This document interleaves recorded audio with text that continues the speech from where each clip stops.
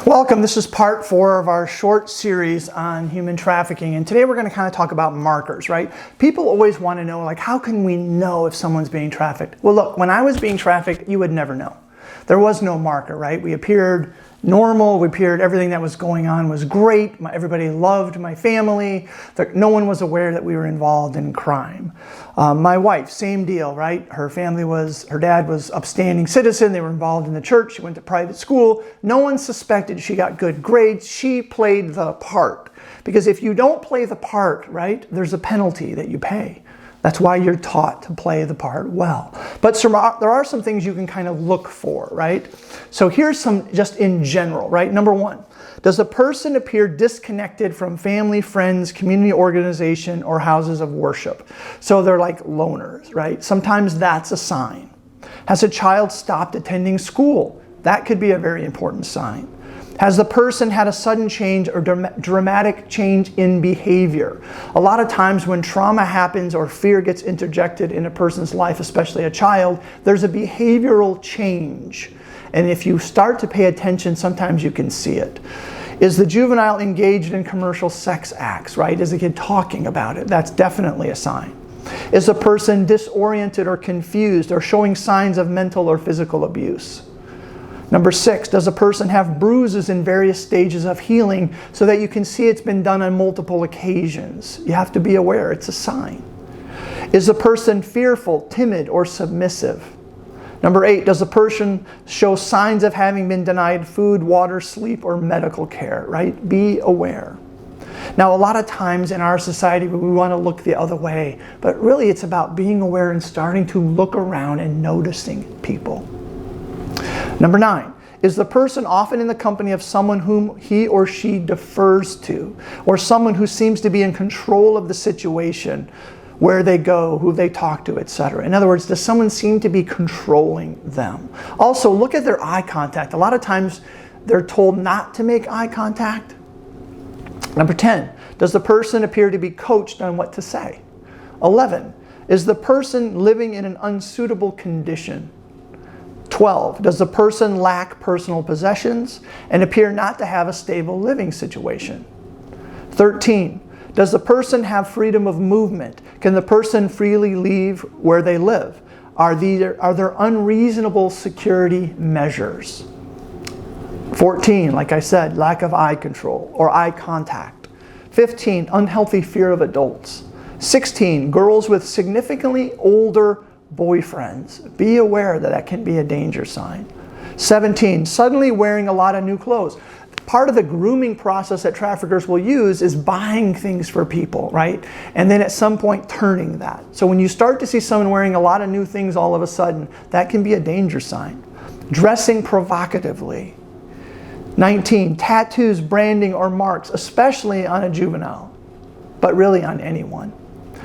And if you see them, right, you can always ask, hey, what's the story behind that tattoo, right? Because people who get tattoos, and I know I have a lot, right, have a story. They love telling the story of the tattoo. So if they are awkward in telling the story doesn't seem to match, that's a definite warning sign.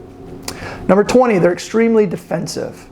21, advanced sexual knowledge for someone their age. 22, fear of authority or police can be a huge warning sign. 23, hypervigilance or paranoid behavior. 24, secrecy about their whereabouts. 25, keeping unusual hours. 26, explicitly online sexual profiles. 27, a lot of family dysfunction. Because remember, traffickers are looking for vulnerability, and family dysfunction is a huge player in vulnerability.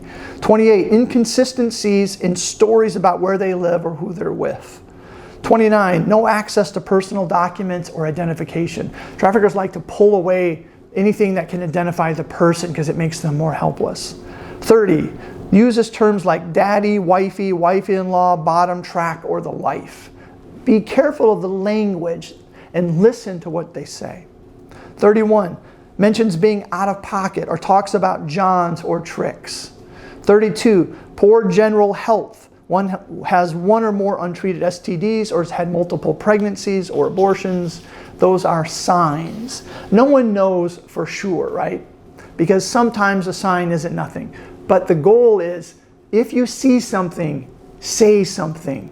Better to be wrong than not to say something at all, right? So if you see somebody and you want to ask them some questions, here's some kind of questions, although you have to be very, very careful, right? You can ask, are you living at home with a family, friend, or family member? And now remember too, right, depending on the relationship, they might be really hesitant, and this might not be an appropriate question, so understand the setting. Do you pay rent here? Is there a lease? Are you on the lease? How do you get by? What do you depend on? If you're working, do you get to keep some of the money, or do you have a savings? Where and how did you meet your boyfriend or the person you're living with? You can always ask the story of the tattoos or the piercings, where they were done. Are you free to come and go? What happens when you leave your house without anybody knowing? Do you have a cell phone? Who pays for it? Are your calls, texts, emails monitored? And once again, you have to be very careful how you approach those topics. Have you ever exchanged sex for food or a place to stay or other things that you need? Has the person ever pressured you to do something that you're not comfortable doing? Has this person ever pressured you to engage in sexual acts against your will, or asked you to engage in sexual acts to help the family or the relationship? And you got to remember, right, people are going to be really guarded. If they've been used by a trafficker, they're really not going to trust you. So even though we're saying these questions, you have to be very, very delicate. Have you ever been abused or threatened by this person? Have you ever seen someone else abused or threatened by this person? Did this person introduce you to drugs or alcohol? Has this person ever taken any suggestive photos of you? Or do you know what they were used for if they did? Did you ever send any pictures to anyone? Did this person tell you what to say if you ever are stopped or questioned by the police? Do you have any identification, right? Do you ever see, you have a social security card, birth certificate, school ID? You can ask certain questions, but once again, you have to be very, very careful because, right, it's a very delicate topic. And if you're talking to someone, remember, build a relationship, let it be safe, because what you don't want to do is sound the alarm and try to get them out of the life, and then you have nowhere for them to go, because that will even be worse for them. So be very careful in asking the questions, but be aware, right? And look around. Keep your eyes and ears open.